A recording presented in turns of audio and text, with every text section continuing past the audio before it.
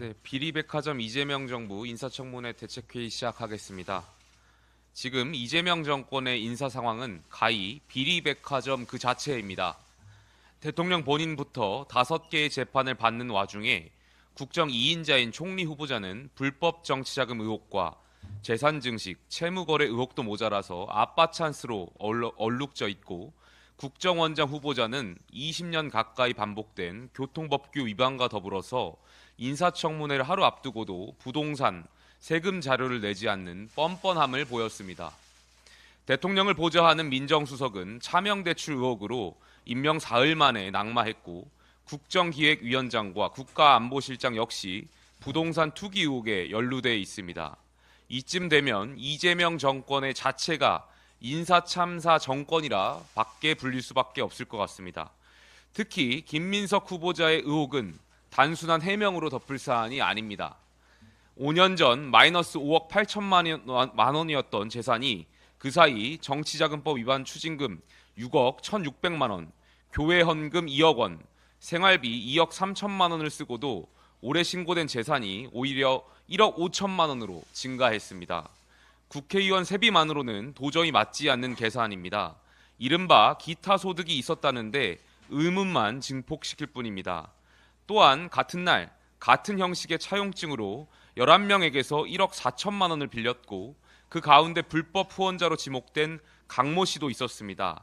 다른 일부도 강 씨와 연관돼 있다는 정황이 언론 보도를 통해서 드러났습니다.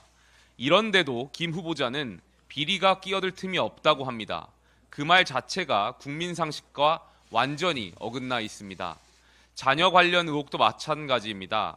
아들의 고등학교 시절 동아리 아이디어가 국회에서 법안으로 발의됐고, 그 아들이 대학생이 되어 만든 단체는 김 후보자 의원실 명의로 국회 세미나까지 열었습니다. 등록금만 연 9천만 원에 이르는 대학에 다닌다고 하는데 이 모든 비용을 어떻게 충당한 것인지 명쾌한 해명도 없었습니다. 무엇보다 심각한 건 김 후보자의 인식과 태도입니다. 과거 정치자금법 위반으로 유죄 확정 판결을 받았음에도 정치검찰의 표적 수사였다라고 주장합니다. 검찰만 때리면 죄가 사라지는 겁니까? 이 정권에서는 검찰이 졸지에 범죄 공범이 되고 이 사법부는 무시해도 되는 존재가 되어가고 있습니다. 이 모든 흐름에 김민석 후보자가 앞장선다는 사실이 더 큰 문제입니다. 그런데도 이재명 대통령은 청문회에서 설명하면 될 문제라 했습니다. 국민은 지금 알고 싶어 하는데 대통령은 청문회를 방패 삼아 시간을 끌고 있습니다. 청문회는 시간 끌기 작전이고 국회는 들러리라는 것입니까? 더욱이 김 후보자는 청문회도 열리기 전에 이미 총리 행세를 합니다. 경제부처 보고를 받고 외교 특사를 접견하고 차관을 대동해 재난상황실까지 방문했습니다. 국민 앞에 책임지는 모습은 온데간데 없고 총리인 척하면서 국회를 무시하고 있습니다. 그러나 국민은 총리 흉내가 아니라 총리다운 책임감과 품격을 원합니다. 김민석 후보자는 이미 국민 검증에서 탈락했습니다. 재산 형성은 불투명하고 자녀 특혜 의혹은 상식을 벗어났으며 법치를 대하는 인식은 위험합니다. 이제 남은 건 대통령의 결단입니다. 이런 후보를 강행한다면 총리 인선 하나로 정권 전체의 도덕성과 책임이 무너지게 될 것입니다. 이재명 대통령께 촉구합니다. 더 늦기 전에 철회하십시오. 국무총리는 국민 앞에 가장 먼저 책임지는 자리입니다. 국민은 총리다운 총리를 기다리고 있습니다. 이상입니다.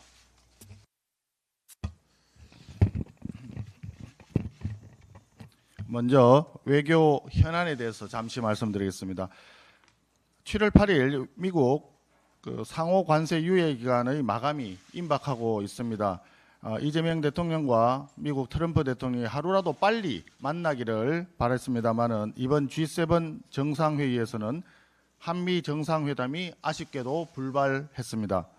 이재명 대통령은 24, 25일로 예정된 나토 정상회의 참석을 조속히 확정짓고 트럼프 대통령과의 회담도 조속히 추진하기를 바랍니다. 지금 이란의 상황이 급박하게 돌아가고 있는데 이란 핵 문제는 북한 핵 문제와도 연관이 있다는 전문가들 지적이 많습니다. 이럴 때일수록 대통령이 나토 정상회의에 참석해서 트럼프 대통령뿐 아니라 여러 나라 정상들과 만나서 교류하면서 대한민국이 자유민주주의 진영에 확실하게 서 있다는 명백하게 의지를 보여주는 것이 필요하다 생각합니다. 김민석 후보자 문제는 우리 비대위원장께서 말씀을 하셨기 때문에 간단한 내용 하나만 추가하겠습니다.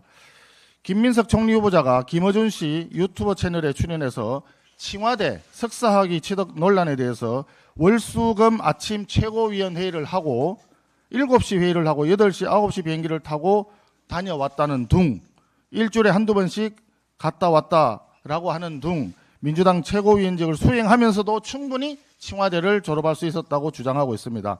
국민 상식과는 전혀 동떨어진 해명입니다. 인터넷 포털 검색을 해봤습니다.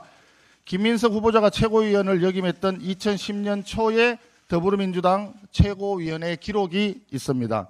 당시 최고위원회 개최 일시가 모두 오전 9시 아니면 9시 30분으로 나와 있습니다.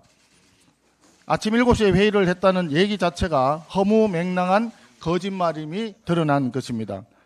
이재명 대통령처럼 기억의 오류라고 얼렁뚱땅 넘어갈 수 있다고 생각한다면 큰 오산입니다. 김민석 후보자는 2010년 당시 출입국 기록을 즉각 국민 앞에 공개할 것을 촉구합니다. 만약 김민석 후보자가 출입국 기록을 공개하지 않는다면 국민들은 김민석 후보자가 청와대에 다녔다는 해명 자체를 거짓말로 간주할 것임을 분명히 알아야 할 것입니다. 김민석 후보자 정치자금법 위반 전과가 2건이나 있습니다. 이미 정치자금 수수로 2번이나 처벌받았다면 당연히 이런 일이 재발하지 않도록 해야 됨에도 불구하고 김민석 후보자는 검찰의 조작이라느니 표적 사정이라느니 이렇게 주장하면서 반성하지도 않고 있습니다. 그 후로도 계속 스폰서 정치, 일명 스폰서라고 합니다. 스폰서 정치를 계속해온 흔적이 드러나고 있습니다. 지금 김민석 후보자의 문제는 3무입니다. 첫째, 전과에 대해서 반성이 없습니다. 둘째, 사실관계에 대한 성실한 소명이 없습니다. 셋째, 국민에 대한 두려움이 없습니다. 오로지 정치검찰 탓만하면서 이재명 대통령과 더불어민주당의 도움만 바라고 있는 현실입니다. 고작 2달밖에 되지 않았습니다. 한덕수 당시 대통령 권한대행의 배우자에 대한 한간의 뜬소문을 운운하면서 엄청나게 비방을 가했던 김민석 후보자가 지금 와서는 아내 눈에 실핏줄이 터졌다고 감성에 호소하는 모습을 보니 개탄을 금할 수가 없습니다. 그리고 더불어민주당 일각에서 우리 당 주진우 의원의 신상을 공격하는 모습에 대해서 강한 우려를 표합니다. 우선 주진우 의원의 재산에는 아무런 문제가 없을 뿐 아니라 주진우 의원은 국무총리 후보자에 대한 인사청문특위위원입니다. 인사청문특위위원이 공직 후보자에 대해서 검증하는 것은 국회의원으로서 특위위원으로서 당연한 책무에 해당이 됩니다. 주진우 의원이 총리 후보자는 아니지 않습니까? 이런 식으로 비열하게 메신저를 공격하는 것은 김민석 후보자에 대한 신뢰, 국민적인 신뢰 확보에 전혀 도움이 되지 않는다고 생각합니다. 또 2017년 문재인 정권 초기에 국민의당 원내수석으로서 이낙연 총리 인준에 강력히 반대하고 문재인 정권 내내 독서를 퍼부었던 이현주 의원까지 국정 발목 잡기 운운하면서 김민석 후보를 두둔하는 모습을 보니 참으로 안쓰럽기까지 합니다. 더불어민주당은 김민석 후보자를 지키기 위한 무리한 시도를 즉각 포기하시기 바랍니다. 과연 더불어민주당이 야당이었으면 이렇게 도덕적 흠결이 많은 인물을 국무총리로 인준하도록 내버려 두었겠습니까? 김민석 후보자는 더 이상 새 정부의 국정 운영에 부담을 주지 말고 스스로 물러날 것을 강력히 촉구합니다. 이상입니다. 네, 김민석 국무총리 후보자 인사청문특별위원회 국민의힘 배준영 간사입니다. 증인 채택이 합의에 이르지 못하고 있습니다. 여당의 인사청문 비협조가 도를 넘고 있습니다. 우리 당은 지금까지 후보자에게 제기된 의혹들을 해소하기 위해 정말 필요한 인원만 추려서 최소한의 증인만을 요청했지만 민주당에서는 그 그것조차도 절대 받을 수 없다고 합니다. 이럴 거면 인사청문회가 대체 왜 필요한 건지 의문입니다. 민주당은 불성실한 태도로 일관하고 있습니다. 이재명 정부의 첫 국무총리 청문회 증인 리스트에 왜 전 정부의 대통령, 국무위원, 국민의힘 대통령 후보자가 있습니까? 물타기를 넘어 청문회를 무력화시키려 하는 의도 아니겠습니까? 정작 후보자 본인은 아무 문제 없고 모든 증인 다 불러도 된다고 하는데 현장에서는 거꾸로 갑니다. 위선입니다. 김민석 후보자는 이미 저희가 10대 결격 사유에서 밝혔듯이 마르지 않는 수상한 돈줄 논란, 수입을 압도하는 지출 내역, 빚은 쌓였는데 매년 수천만 원을 기부한 사유, 후보자 자녀의 아빠 찬스 의혹, 분신술 같은 해외 석사 과정 이수, 후보자와 자녀들이 위장 전입 의혹 등 김민석 후보자가 기존에 처벌받았던 형사재판을 빼고 말씀드려도 검증해야 할 내용이 이렇게 차고 넘치는 상황입니다. 파면 팔수록 미심쩍습니다. 파파미 후보입니다. 그런데 김민석 후보자 민주당은 의혹을 소명하기는커녕 눈에 실핏줄이 터졌다는 등 전처를 증인으로 부르는 것은 선을 넘는 일이라는 등 감성파리로 일관하고 있습니다. 후보자께서 도무지 이해를 못하시는 것 같아 다시 한번 말씀드리겠습니다. 김민석 후보자가 청렴하다고 한 까닭에 재산을 많이 모으지 못했음에도 자녀는 1년에 학비만 2천만 원이 넘게 들어간다는 국제 중고등학교를 다녔고 지금은 미국 대학교에 유학 중입니다. 이 비용의 출처를 물었더니 후보자 본인께서 전 부인께서 교육비를 부담한다고 했습니다. 그렇다면 증명할 자료를 제출하는 것이 맞지 않겠습니까?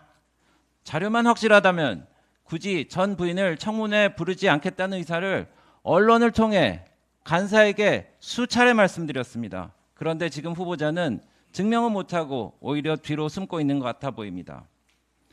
거의 후보자와 평생 경제 공동체인 인물, 그리고 나란히 금전 소비대차 계약서를 작성한 채권자들, 후보자 관련 공익법인 임원이면서 모친 소유 빌라의 의심스러운 전세 계약을 한 후보자 지역구의 재건축 추진업자 등 포함해서 이처럼 국민의힘에서 요구하는 증인과 참고인은 후보자의 여러 의혹과 동시다발적으로 연관된 꼭 필요한 인원들입니다. 게다가 민주당의 몇몇 의원들은 상대당 인사청문회 위원까지 공격하고 있습니다. 이토록 기괴하고 혼탁한 청문회를 본 적이 없습니다. 손바닥으로 하늘을 가릴 수 없습니다. 마치 벌써 국무총리라 된 것처럼 정부 부처 업무 보고와 물가 안정 간담회, 외신 기자 간담회를 진행하며 의혹에서 주의를 돌리려는 시도는 그만두십시오. 숨는 자가 숨기려고 하는 자가 번임입니다. 그럴수록 국민적 의혹은 커지고 제대로 된 청문회가 이루어질 수가 없습니다.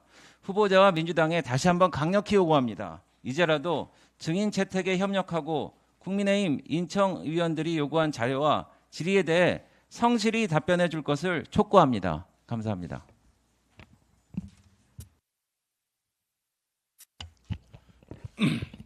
법사위 관사 유상범입니다. 다시 하겠습니다. 김민석 국무총리 후보자를 둘러싼 의혹이 걷잡을 수 없이 확산되고 있습니다. 수입을 훨씬 초과한 지출, 의정 활동을 자녀 입시에 활용한 정황, 출처가 불분명한 자녀 유학비, 중국 석사학위 진입 논란 등 한 건이 모두 총리 후보 자격을 심각하게 의심케 하는 사안들입니다. 그럼에도 김민석 후보자는 여전히 정치검찰의 표적이라는 구태의연한 주장으로 책임을 회피하고 본질을 흐리는 데만 몰두하고 있습니다. 더욱 가관인 것은 김민석 후보자의 오만한 행보입니다. 청문회가 열리기도 전에 각 부처로부터 업무 보고를 받고 어제는 차관을 대동해 서울시 재난상황실을 방문하여 보고받는 등 마치 임명이 이미 확정된 것처럼 국무총리 행세를 공공연히 이어가고 있습니다. 국민들 사이에서는 이미 제2의 조국, 전과자 주권국가답다, 내로남불의 끝판왕이라는 분노 섞인 목소리가 터져나오고 있습니다. 민주당의 태도도 다르지 않습니다. 박선원 의원은 김민석 후보자를 방어한다며 같은 청문위원인 주진우 의원을 근거 없이 비난하며 최소한의 동료의식도 보이지 않고 있습니다. 핵심 증인과 참고인 채택도 여당의 조직적 반대로 무산될 위기에 놓여 있습니다. 국무총리 인사청문회를 국민 검증의 장이 아니라 면죄부 수여식으로 만들겠다는 것입니다. 이렇게 자격이 없는 인사가 오만한 태도로 버티고 있는 배경에는 이재명 대통령의 묵인이 있기 때문입니다. 대통령 본인은 김민석 후보 의혹에 대해 직접 물어봤더니 설명할 수 있다고 했다며 인사청문회 통과를 사실상 공표하기까지 했습니다. 그러나 김민석 후보자는 그 어떤 의혹에 대해서도 지금까지 국민이 납득할 만한 해명이나 근거를 내놓지 못하고 있습니다. 이재명 대통령은 지금이라도 김민석 후보자에 대한 지명을 철회하십시오.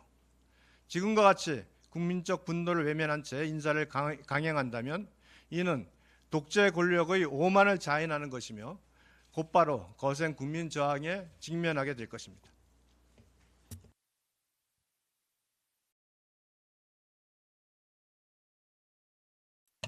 예, 인사청문위원 곽규택 국회의원입니다. 김민석 후보자는 국민께 즉시 사과하고 스스로 사퇴하시기 바랍니다. 김민석 후보자가 국민께 사과하고 사퇴해야 할 이유는 차고 넘칩니다. 불투명한 재산 증식 의혹, 아빠 찬스 의혹, 학위 관련 불법 취득 의혹 등 스스로 이제는 반성하고 물러나야 할 때입니다. 불법 정치자금 제공자나 전 배우자의 등 뒤에 숨지 말고 더 이상 황당한 주장하지 말고 스스로 물러나시기 바랍니다. 이재명 대통령께도 말씀드립니다.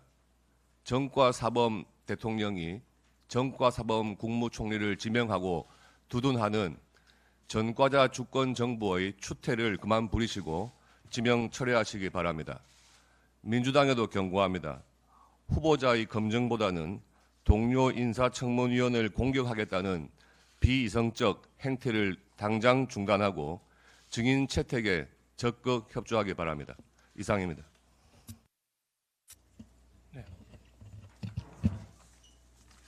저는 과거에는 관심이 없습니다. 최근 5년간 돈 흐름이 핵심입니다.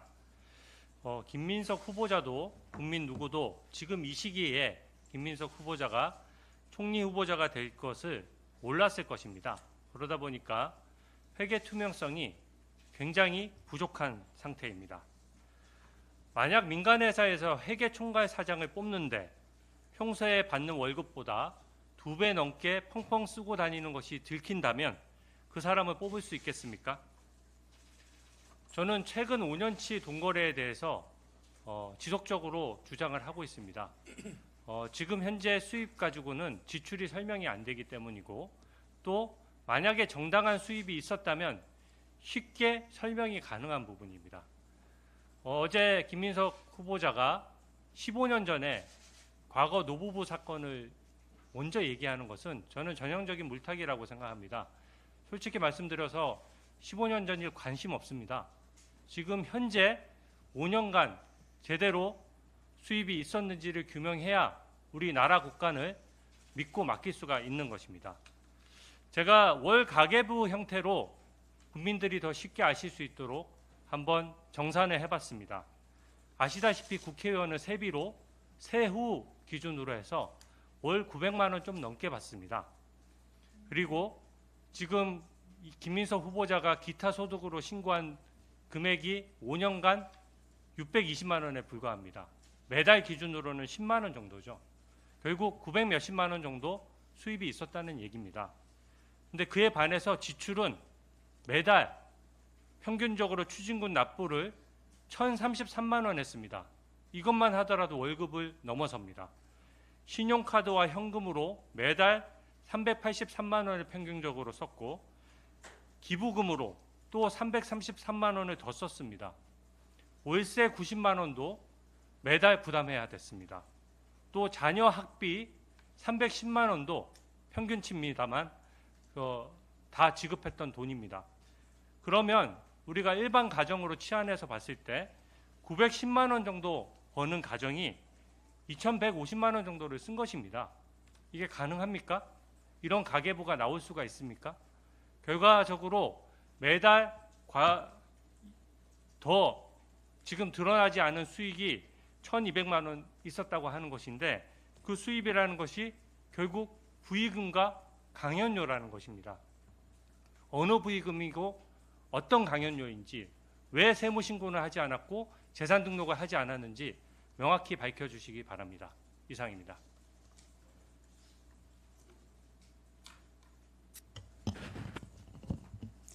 네, 법사위 조배수건입니다. 지금 김민석 국무총리 후보자 인사청문회 앞두고 분명히 말씀드립니다. 국무총리는 대통령 다음으로 국정을 이끄는 제2인자입니다. 그리고 국정을 지휘하고 위기 상황에서 국민의 생명과 안전을 책임지는 자리입니다. 그 어떤 인사보다도 철저한 검증과 객관적 평가가 필요한 자리입니다. 국민 앞에 검증받을 자신이 없다면 총리 후보자로서의 자격도 없는 것입니다. 그런데 지금 김민석 후보자는 아직 청문회도 거치지 않고 국회 동의 절차도 아직 없는데 지금 총리 다 된 것처럼 행세하고 있습니다. 후보자 신분으로 거의 전 부처 업무 보고 받고요. 물가안전 간담회, 그리고 지난주에는 일본 총리 국가안보보좌관 단독 면담까지 했습니다. 아니, 아직 임명도 안 된 후보자가 외교 인사와 공식 면담을 자행하는 것은 외교 관례를 무시하는 월권입니다. 그리고 국민 주권을 거스르는 행위입니다. 아마 지금 국회가 과반수 이상의 다수 의석으로 국회 동의는 보장돼 있으니까 청문회는 그냥 통과 의례에 불과하다, 이렇게 생각하는 것 같습니다. 이런 것은 청문회에 임하는 김민석 후보와 민주당 태도에서 나타납니다.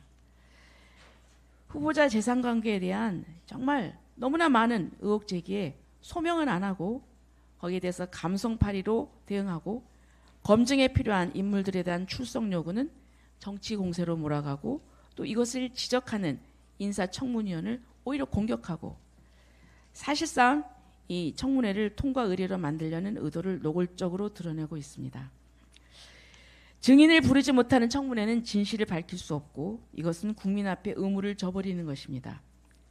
이렇게 투명하고 공정한 검증 피하려는 시도 자체가 이미 김민석 후보자의 도덕성과 국정 책임 능력에 의심을 품게 하는 대목입니다. 국무총리는 국가를 운영하는 자리입니다. 당내 세력 간 타협으로 주어지는 보상의 자리가 아닙니다. 정치적 동지이기 전에 행정의 책임자이고 국민 모두를 위한 조정자가 되어야 할 사람입니다. 지금 현재까지 이 김민석 후보자 모습을 보면은 국무총리 자리에 결코 적합하지 않습니다. 사퇴를 해야 합니다. 이상입니다.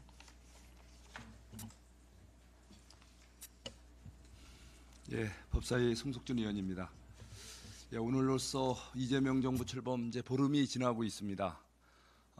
이렇게 뭔가 새 정부의 이제 틀을 짜고 있는데 제발 이재명 정부 양심을 회복하시기를 강력히 권고드리고 싶습니다.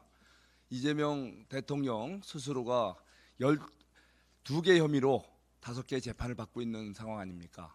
이럴수록 새 정부는 여러 가지를 반면교사 삼아서 제대로 된 정부 틀을 만들고 또 국정 운영을 해야 된다고 생각합니다. 그런데 주요 인선을 하는 거 보니까 참 너무 어이가 없고 민심으로부터 너무 동떨어지고 있다는 생각이 듭니다. 김민석 국무총리 후보 과거에도 불법 정치자금 문제로 심지어 피선거권이 박탈된 기간이 길었습니다. 최근까지도 정치자금 문제가 아직도 의혹의 중심에 서 있고 또 비정상적인 자산 증식 의혹이라든가 정말 문제가 너무 많습니다. 거기에다가 또 이한주 국정기획위원장, 이분은 스스로 정책통이라고 하고 또 투기는 절대 안 된다라고 아주 강변을 하는 분입니다. 그런데 이분이 투기 행위를 보면은 본인의 투기를 넘어서 자녀들까지 총동원된 온 가족 이 투기 혐의가 우려되는 또 이렇게 의혹이 제기되는 이런 분이 지금 이재명 정부의 국정을 총괄지휘하겠다고 합니다. 너무 어이가 없습니다. 예, 또 가까이서 보필하는 또 강훈식 비서실장님, 뭐 나름대로 훌륭한 분이라 생각하지만 정가 3범이에요. 예, 사람이 그렇게 없습니까? 좀 이왕이면 좀 좋은 분들 많이 좀 가까이 썼으면 좋겠다는 생각이 들고요. 아직 확정은 안 됐지만 지금 헌법재판관으로 거론되고 있는 이승엽 후보자에 대해서 말씀드리겠습니다. 이분은 이재명의 주요 재판의 변론을 맡고 있는 변호사 아닙니까? 이분을 만약에 헌법재판관으로 임명한다면 그야말로 이해 충돌 여지가 굉장히 많습니다. 지금 말도 안 되는 법안들이 그 이재명 재지우기 법안들이 올라와 있지 않습니까? 그것이 의원 법률 심판 제청이 된다면 본인이 스스로 그것을 또 판단하는 그 황당한 일이 벌어질 겁니다. 절대 이렇게 편향적 인사 또 이거 기형적 인사는 자제해 주시고 제발 양심을 회복해서 국민들이 기대하시는 대로 정말 제대로 편안한 대한민국 운영을 해줬으면 좋겠습니다. 이상입니다.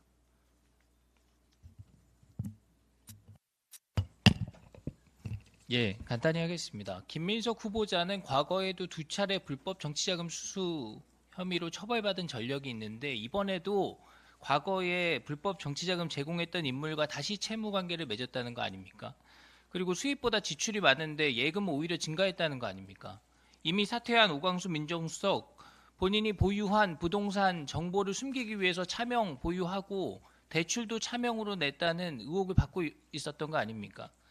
민주당에 한번 물어보겠습니다. 민주당이 만약에 야당이었다면 이분들 임명에 동의했겠습니까? 과거에 민주당이 윤석열 정부에서 공직 후보자들에 대한 검증 기준을 10가지 체크리스트로 제시한 바 있습니다.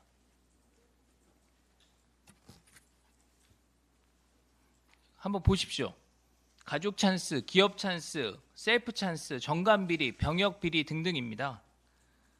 공직 검증 기준이 그만큼 까다로워졌다는 겁니다. 저 이 기준에 그대로 동의합니다. 그런데 소명 불가한 재산 증식 그리고 부동산 차명 보유 등은 이 기준에 포함되어 있지도 못합니다. 그거는 검증 대상조차 될 수 없는 퇴출 대상이기 때문에 그렇습니다. 그러다가 민주당이 궁지에 몰리니까 갑자기 야당 청문위원들을 공격하기 시작했습니다. 국무위원을 검증하라고 있는 청문위원이 후보자는 감싸고 야당 국회의원을 검증하겠다고 나섰습니다. 이거 국회 정신을 완전히 파괴하는 행위입니다. 부끄러움을 느끼고 청문위원직을 스스로 사퇴하기 바랍니다. 저는 민주당이 제시했던 10가지 기준, 검증 기준 그대로 활용하겠습니다. 제대로 된 국무위원 후보자들 추천하시기 바랍니다. 이상입니다.